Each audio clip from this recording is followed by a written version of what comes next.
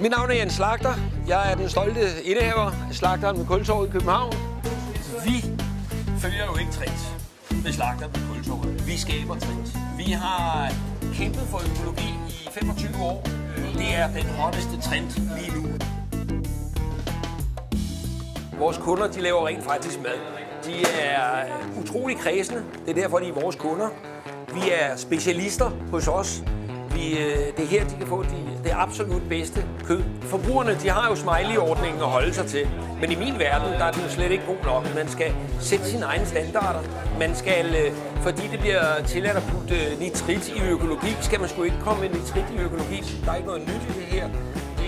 Det er noget, der har ligget i slagteruddannelsen så langt tilbage, man kan føre det. Jeg har faktisk fundet frem i lavsprogen fra 1400. Det er noget med, at man må ikke sælge noget kød, som man ikke selv kunne finde på at spise.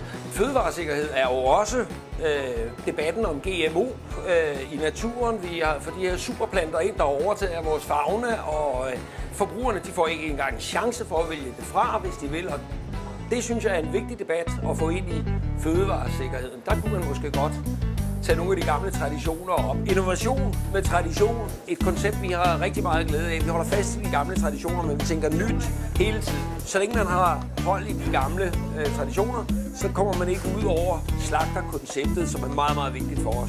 Vi er slagtere, vi er ikke købmænd.